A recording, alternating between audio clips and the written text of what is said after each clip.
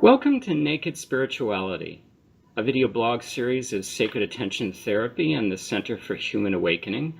My name is Rob Meager. For more information about Sacred Attention Therapy, the Center for Human Awakening, and our video blog series, please visit our website at www.centerforhumanawakening.com, and center is spelled C-E-N-T-E-R. These video blogs are intended to be spontaneous and scripted dialogues between myself and other participants of the Center Study Group. We'll be talking today to Lorna Bryant about her contributions to the study group through Sanctuary with Eden. And I'd now like to invite Lorna to come on screen.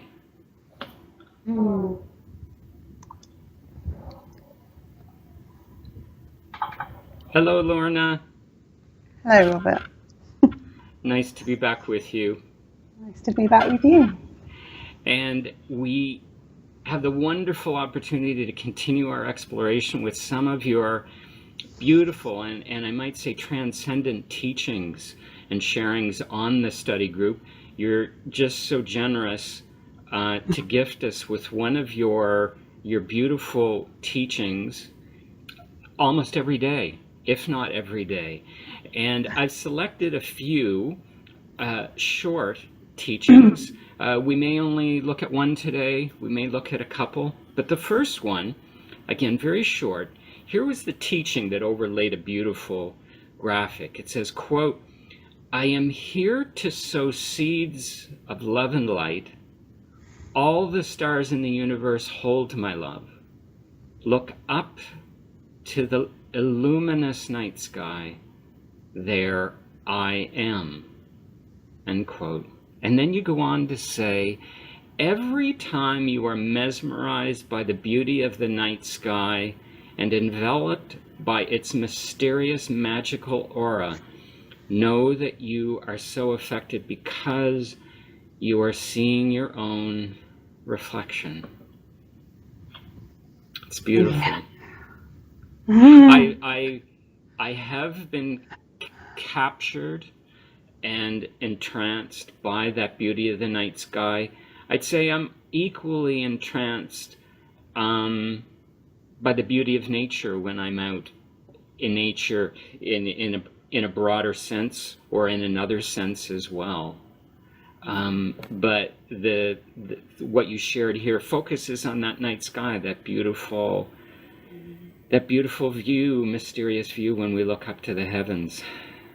Yes, it is something else, isn't it? What is it about that mystery as shared by and as reflected back to us from the night sky that captures your spirit? It always has. It's like stepping out of this world into the real world. It's like looking at home.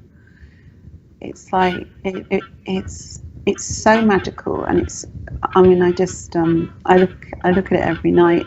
I can see it from my bedroom window, and because I'm in the loft in my house, and sometimes I go and sit outside, and I just find I love nighttime anyway, and I find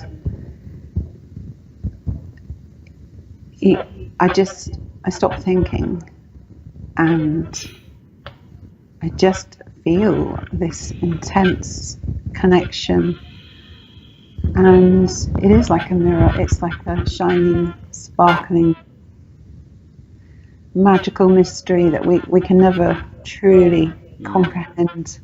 You said something very interesting in that initial sharing, and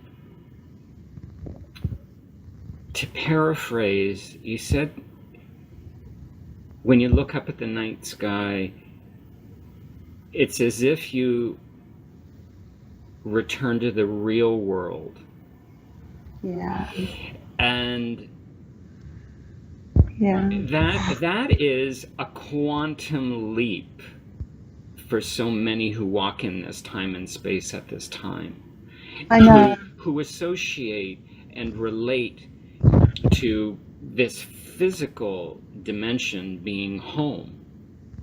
Yeah. And you might look up at the night sky, but see it as an extension of still this physical world. And there's a leap that you and many others have made to realize that this physical time and space that we appear to be in is but an illusion. It's not real.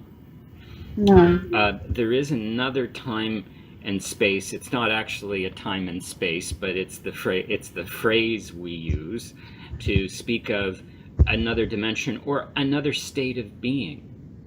Another state of being, yes. Yes. I mean, to me, it's always been there. To me, I think we've talked about this before. This world, the physical world, felt very weird to me as a child. It still does. It still continues to feel very weird and very unnatural. Whereas when certain things like the night sky or nature or music, singing, when things like that touch me, it's almost a relief. It's like I still, it makes it bearable to be here in this physical form, whereas sometimes it feels unbearable. I'm sure it does for a lot of people, and a lot of people who don't have that feeling, or that knowing. I call it a knowing because I think it has to be a knowing. It can't be people have ideas about different worlds, different dimensions, heaven, hell. They've been contemplating the nature of the universe for centuries and centuries, and I don't think we can ever truly know the full mystery of it all. But I think that for people who only relate to this physical world as being the only reality, I still think they get moments sometimes of it could be a glimpse, it could be looking at the stars, and just for a moment, every now and again, just having that feeling of, a kind of magic, a kind of thrill inside it, a sort of energy that they may not even take much notice of it, or it might just be a momentary thing for them. Like other things, like seeing a newborn child or a child being born, or baby animals playing in the garden, or the simple sounds of nature that we so often just blot out in the noisy world. I think we've all had moments, even if you have absolutely no belief that there is anything but this physical world, moments of what I would call magic moments, and moments where you just momentarily are not in your mind anymore. You're just taken out of yourself. And for some, those are small moments, and for some they're bigger, and for some it's kind of a reality nearly all the time, as it is for me. And actually, it's a kind of blessing and a curse in a way, because it's a blessing in that there's this sense of union and immersement with something so beautiful and spacious and eternal and peaceful. But it can make being in the physical body and dealing with the physical world sometimes very, very painful. And I have to steel myself sometimes to stay in peace, because and a lot of my writings at the moment, I have this, I'm compelled to try to help people to find that magic, even just to taste it. You can't really describe it in words, but it has a kind of fragrance, a taste, a scent that is unworldly, and to try and just show them a glimpse of it, because once you've tasted it just for a second, you can't help but wonder what that is. And it's in the wondering and wonderment, the wonder of that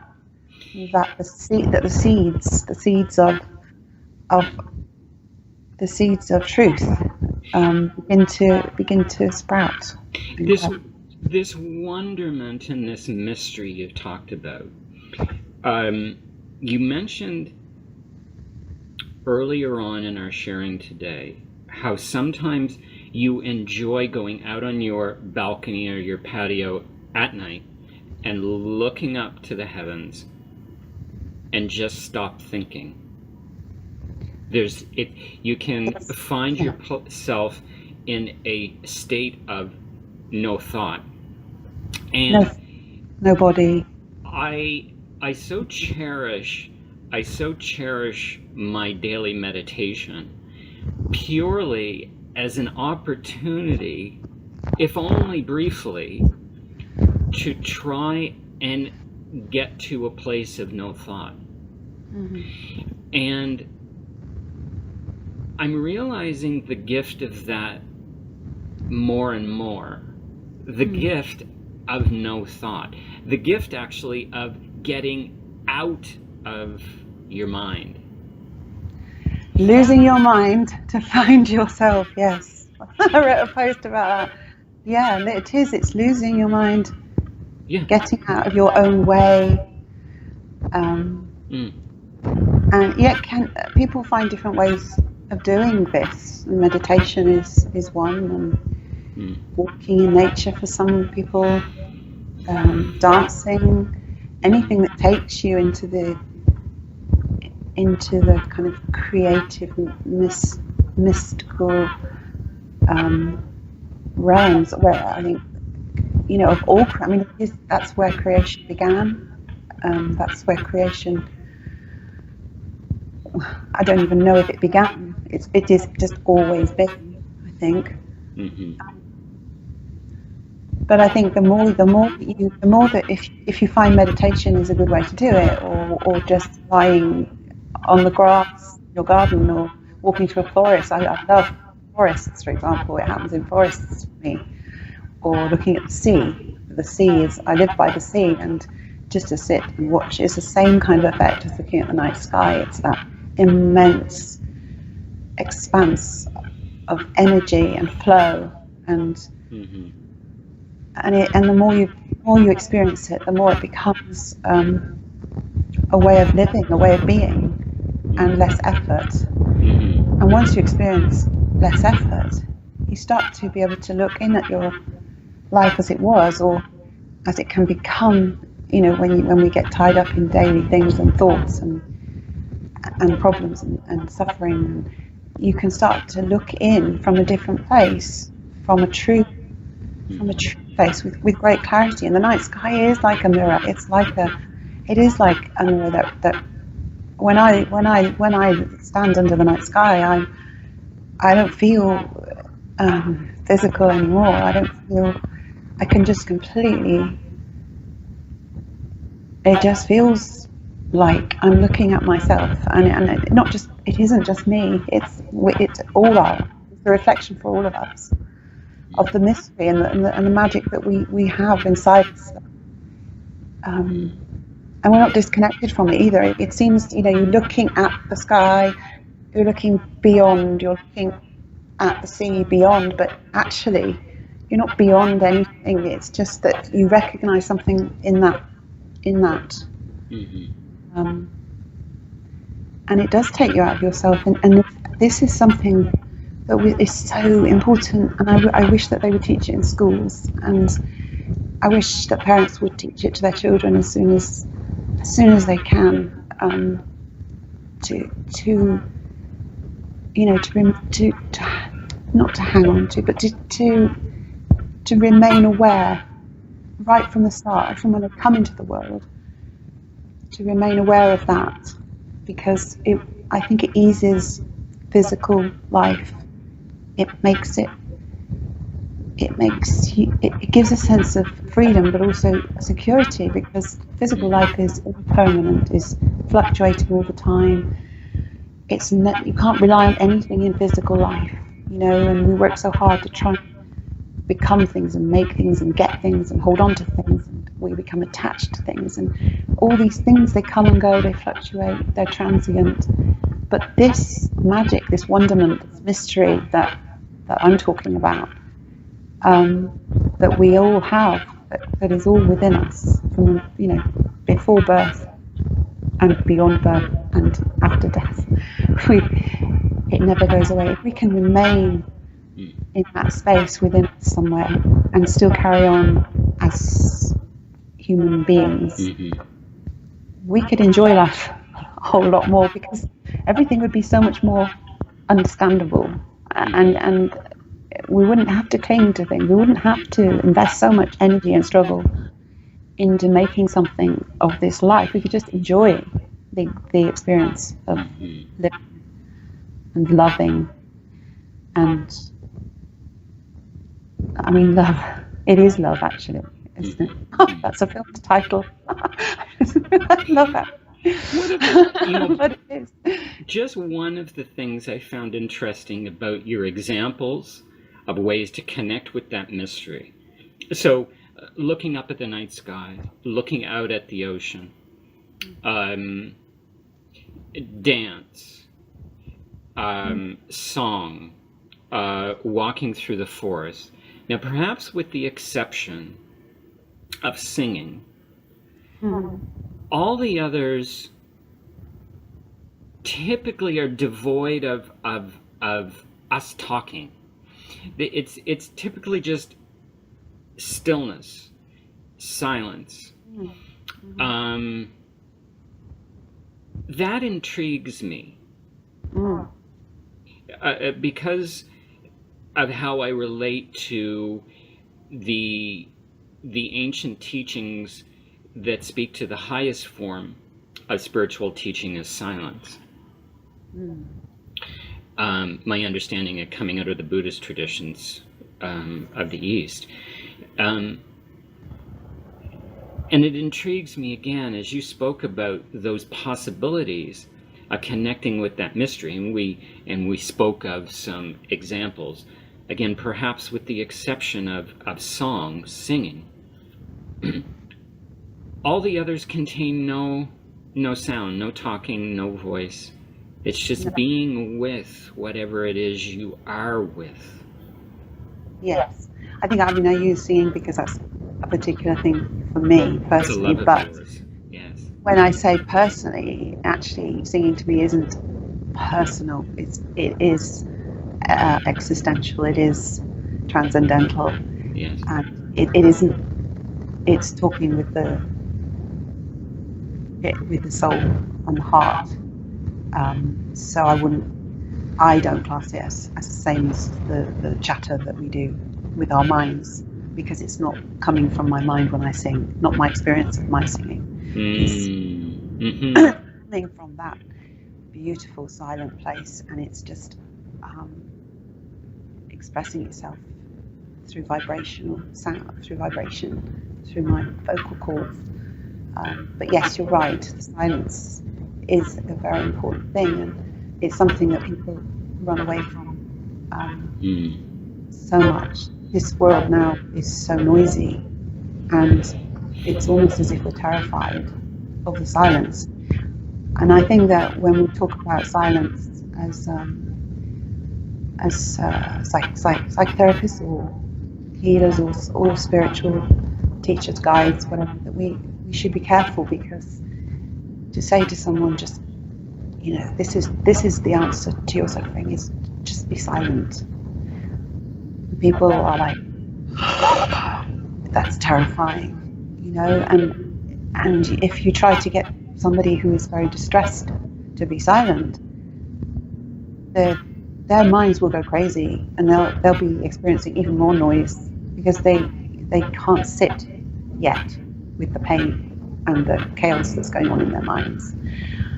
So somehow you have to lead them to show them that silence isn't a scary place at all. In fact, it's the opposite, and it's actually, it's a silence that we can't. You see, that's the problem with words again. Silence in our human language means absolute, nothing going on, nothing, just absolute. I think people see it as a scary thing because we always want to be interacting and thinking and chatting and conversing and spending time with people. But to spend just, I think people think it's spending time with myself alone, being quiet. I can't do that. And yet it's not spending time alone. You're actually spending time with the universe, with eternity, with something so profoundly, deeply loving and peaceful that it will fill you with something that you can't even comprehend until you've experienced it. So when we talked about the glimpses, I think people have these small glimpses, but they don't relate that unless you can guide them to see the connection. They don't relate those experiences with being silent or taking time in the day, or even 5 minutes to be silent. They don't understand, and so it's in the healing process. I think it has to be very gently and almost. I think we talked last time or sometime about a person that you're working with, if it's a client who is suffering greatly and in incredible mental torment or chaos. You have to safely kind of be present with them in your silence. That's essential. So you have to be the silent one, and you have to be like the universe, shining a mirror for them, so that they can experience, maybe just to start with, one moment of that wondrous freedom, and start to understand what true silence means, and there in true silence lies the healing and the love that everyone craves for. We tend to crave for it, and we tend to think of it as romantic love, but actually the real love that we're craving for is something much greater. And we're not without it. We have it. It's just that we've forgotten it. We've lost our way. Lorna, I think that is a beautiful place. I'm going to say it again. To leave it for today. It's always Thank so you, Lorna. fun. Bless you, Robert. Thank you so much. Bless you. Bye-bye. Take care. Bye-bye.